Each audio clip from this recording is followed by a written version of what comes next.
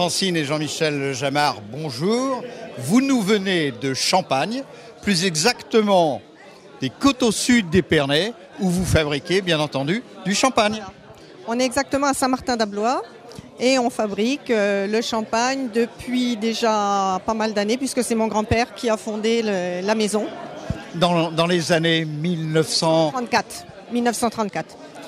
Donc après, mon papa a pris la succession, nous, et maintenant c'est notre fils qui continue, qui perpétue.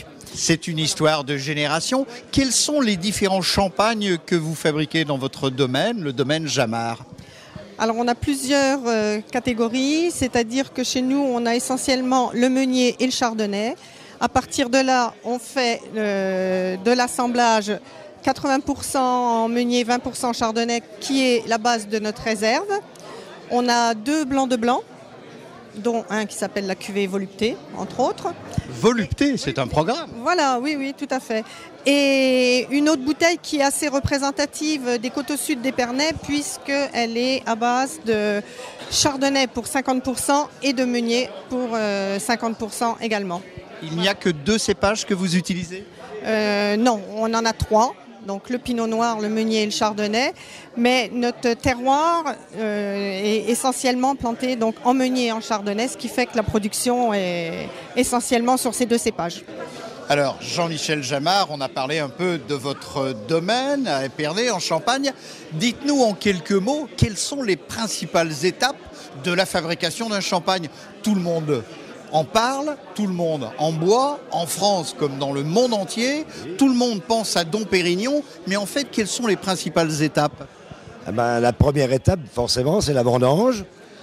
Après, il y a une fermentation alcoolique, donc le sucre qui est contenu dans le jus de raisin se transforme en alcool. À la suite de ça, donc, il y a forcément du dépôt, qu'on appelle la lie, qu'on soutire, on enlève des cuves. On a une deuxième étape, c'est la fermentation malolactique.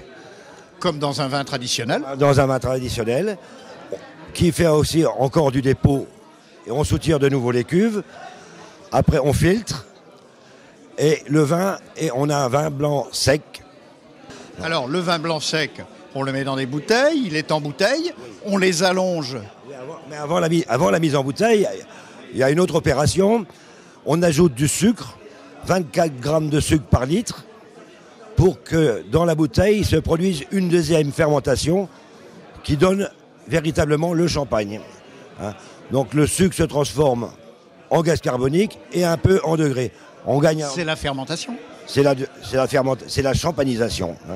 Après, les bouteilles sont stockées en cave, allongées, elles restent pendant environ 2 ans dans cette position.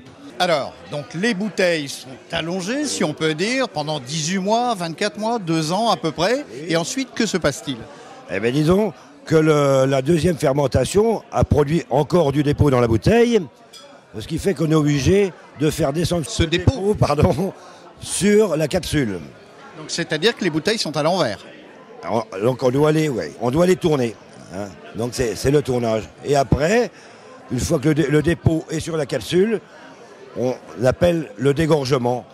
On enlève la capsule, la pression intérieure de la bouteille fait éjecter le dépôt. Alors on rajoute de la liqueur pour faire soit le brut, le sec, le demi-sec. Et on le bouche définitivement avec un bouchon en liège et un muselet. Alors Francine, après vous dégustez ?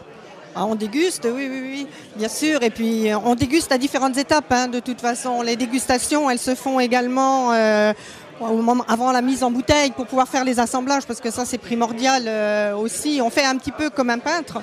On assemble nos vins au même titre qu'un peintre va assembler ses couleurs pour faire son tableau. Et puis c'est vrai que l'étape finale, c'est la dégustation et faire plaisir aux consommateurs. Alors Francine, vous qui êtes une ménagère, avec quel type de plat conseillez-vous le champagne en plus de l'apéritif ? Beaucoup de choses, parce que tout ce qui est déjà à base de chardonnay pur convient très très bien avec les poissons. Donc poissons grillés, poissons en sauce. Et puis les meuniers, moi je les conseille un petit peu plus avec les charcuteries. Quand on passe après sur les rosés, là vous avez la possibilité de les servir également en dessert, mais avec des desserts à base de fruits rouges. Et puis c'est festif, donc après, dès qu'il y a une fête, tout au long de la nuit, c'est bon. Le bonheur est dans le pré. Merci Francine et Jean-Michel Jamard. Je rappelle que le domaine Jamard est du côté d'Épernay, dans les Coteaux Sud. Alors, large soif, mais avec modération. Et bravo, vive le champagne, que les bouchons sautent. Boum!